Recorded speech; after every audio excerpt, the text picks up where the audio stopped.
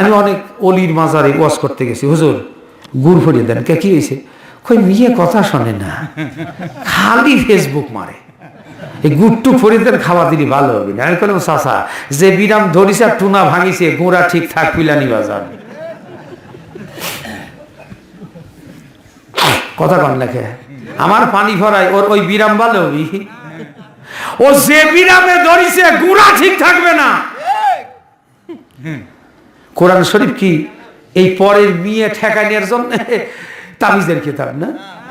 যে যে সমস্ত মানুষেরা তাবিজ দিয়ে নানান বিরাম সারার নামকরণ করে, এরা হলো পৃথিবীর সর্বশ্রেষ্ঠ ধোঁকাবাজ, সর্বশ্রেষ্ঠ ধোঁকাবাজ, সর্বশ্রেষ্ঠ ধোঁকাবাজ।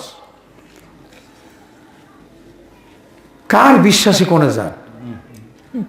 এই যুবকেরা, তাবিজ নিয়ে গাছে ঝুলাই নেওয়ার দরকার নেই, ওই ঝুলাইলে কিছু হবে না। তোমার কাছে যেটা আসবে ওরকম ঝুলিয়ে নিয়ে আরো 7টা ঝুলাইছে তার আগে তুমি তৈরি হও।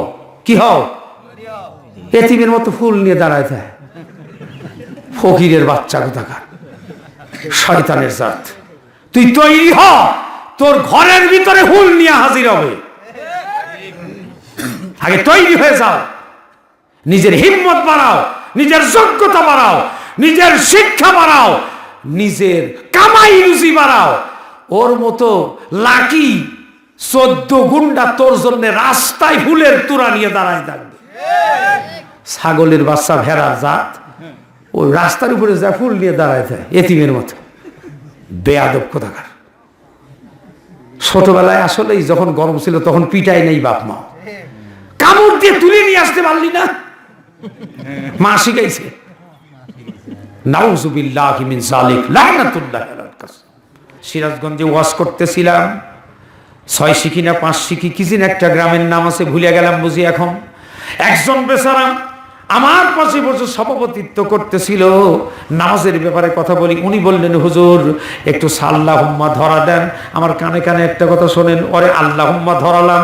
উনি বললেন, আমি একদিন কসর নামাজ পড়তে গেছিলাম ঢাকায়। আগে তো নামাজ পড়তাম না, আমি সাফে সুফে পড়ে নামাজ পড়া শুরু করলাম।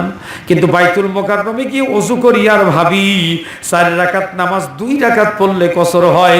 এই কসর নামাজ পড়তে ফুল ওযু হবে না হাফ ওযু হবে? কথা বলেন। একজন কলেজের অধ্যাপক, প্রিন্সিপাল অফ কলেজ, সেই ব্যক্তি বলছে কসর নামাজে অর্ধেক ওযু না ফুল ওযু। আমি বললাম, আপনি কি করলেন স্যার, একটু কানে কানে কন। কয়, হুজুর ডাঙ্গুরিয়া দুইয়া নামাজ পড়ছি, বাম্মুরা ভিজাই নেই। ওর কি নামাজ হইছে না ইবলিসের খালু হইছে?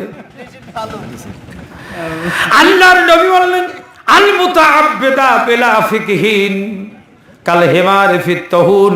শরীয়তের এলেম যার নাই সে হলো কলুর বলদ। আমার দিনদার ইমানদারেরা, আল ইমামু, উনি বললেন আল ইলমু ইমামুল আমাল। আমল যদি করতে চাও এলেম শেখো। মুক্তাদির ইমাম যেমন ইমাম সাহেব, আর আমলের ইমাম হলো কোরআনের শিক্ষা। 1 নাম্বার হলো দ্বীন শিক্ষার প্রতি আমাদের কোনো আগ্রহই নাই। আচ্ছা, কেউ যদি বলে, ভাই হাসপাতালের কাছেই আমার বাড়ি, কিন্তু ডায়রিয়া হয়ে বাপ মারা গেছে, হাসপাতালের দোষ নাই, কপাল ঝাঁটা কপালের দোষ, কথা কয় না। আচ্ছা, এই যে 4.5 লক্ষ মসজিদ বাংলাদেশে আছে, 52টা সপ্তাহ ইমাম সাহেবরা জুমার নামাজ পড়ায় না পড়ায় না? এতগুলি নামাজি পড়ে, একদিনের জন্য একটা লোক কয় না, হুজুর আচ্ছা মুস্তাহাব কাকে কয়, সুন্নত কাকে বলে, ওয়াজিব কাকে বলে, ফরজ কাকে বলে, নফল কাকে বলে? একটা লোককে জীবনে কোনোদিন প্রশ্ন করতে দেখছেন? আমি টাঙ্গাইলে গত বছরে ওয়াজ করতে গেলাম, এই জামালপুরে, এই যে ফার্টিলাইজারটা আছে না, এখানে 2 দিন ব্যাপী তাফসীর হয়। আমার এক বক্তা বললেন যে এক উনি এক রাস্তা দিয়ে যাচ্ছিল, আর এক উনি সম্মান করে নাই, সেই জন্যে সে কি বদদোয়া নাকি করলো। তারপরে সে আইসা যখন ক্ষমা চাইল, তো সে কেরামতি দেখানোর জন্য কবরের ভিতর থেকে হাত বাইর করে দিল। হায় রে, অলির বরকত্রী মরার ভরেও হাত বাইর করে দেয়। ওকে রাসূলের চাইতে বেশি তেজি নাকি?